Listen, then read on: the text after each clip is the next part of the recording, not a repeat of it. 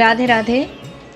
Over the course of the past so many weeks of all the different talks that I shared with you on various topics of spiritual philosophy, one message was or has echoed in each and every lecture, and that is that we, the individual soul, has been eternally seeking and desiring infinite, everlasting, ever-increasing happiness. And that happiness personified as God. We have an eternal relationship with that God. The question now is, what is that path what is that road that will lead us to our eternal goal of perfect divine happiness? Now, the answer to this question is devotion. In Sanskrit, it is known as Bhakti. So to practice devotion or Bhakti is the essence of the Vedic philosophy. All the scriptures from the Vedas to the Ramayana, they unanimously declare and they emphasize the importance of Bhakti. Bhakti revainam nayati ved. Bhakti reva gariyasi, bhakti reva gariyasi, bhakti reva gariyasi, Narad Bhakti Darshan. Ananya shintayanto mam ye janaha paryupasate tesham nityabhiyuktanam yogakshemam vahamyaham Gita. Yat karma bhiryat tapasa jnana vairagyatascha yat yogena dana dharmena shreyo bhiritareirapi Bhagavatam.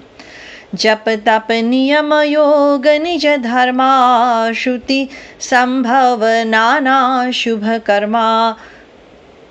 Ramayana. So all the scriptures, they emphasize the importance of bhakti or devotion. There are numerous definitions in different scriptures and in the writings of different commentators. Let us understand its true definition according to Jagadguru Sri Kripaluji Maharaj and what its practical application involves. Most people will be aware that all of God's names, Ram, Shyam, Damodar, Sita, Radha, Krishna, etc., are derived from a root word. In Sanskrit grammar, these root words are combined with an affix to form a word. So the word bhakti comes from the root word bhaj, which means service. Bhakti therefore means to serve, and to practice bhakti literally means to serve God.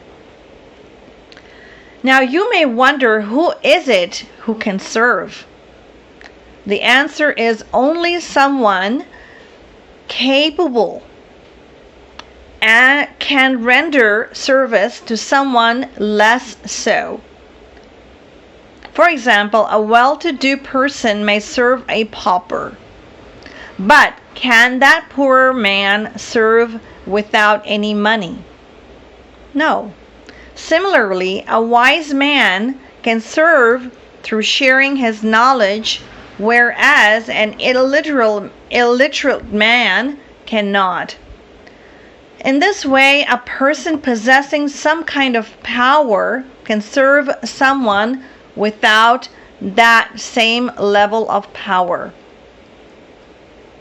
When you were born, your mother served you.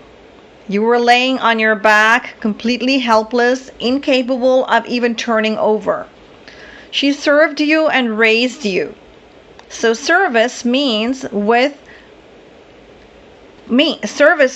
one with more power serving a powerless one.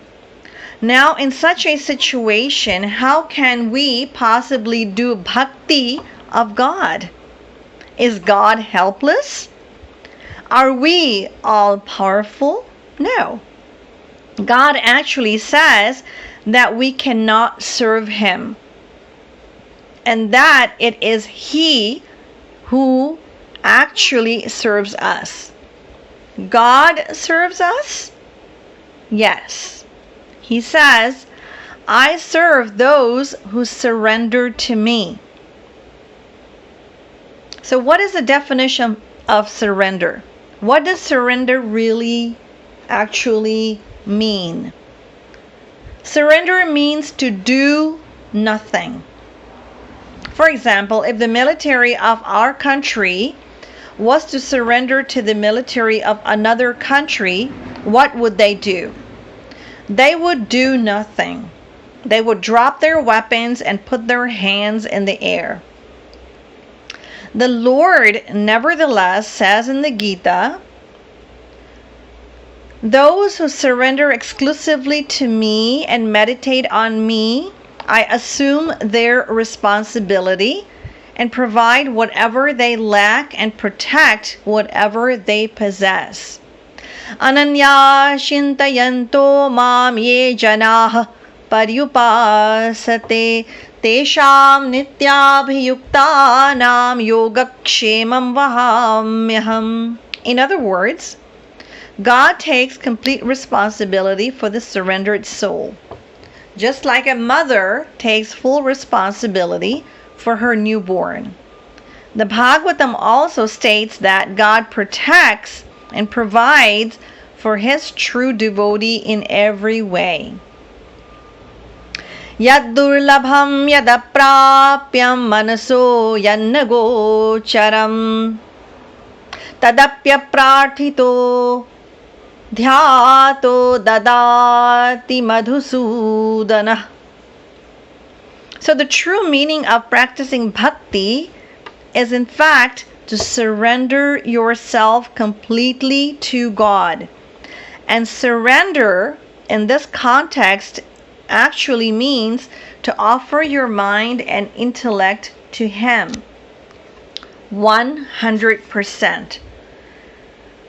And we must always retain the understanding that we should not ask for anything in return except His love.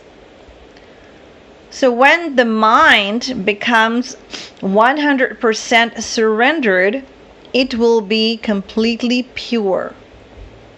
Now you are eligible, and the Guru can bestow divine power to our senses, eyes, ears, mind, and intellect.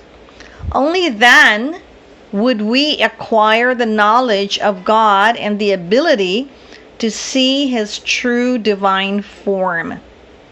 And only then we will be able to actually serve Him. This is the secret purport of the word bhakti.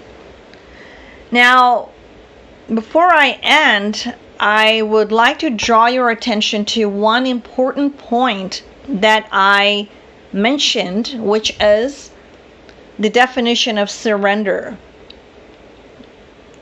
We offer our mind and our intellect.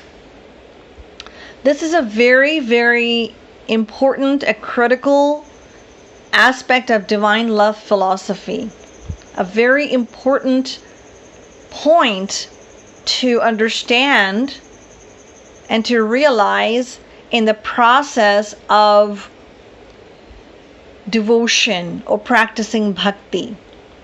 So further on this topic of offering the mind, I will discuss in the next lecture. Shrimat Sadguru Sarkar ki jai, Shrimat Yugal Sarkar ki jai, Jai Jai Shri Radhe, Jai Jai Shri Radhe, Jai Jai Shri Radhe.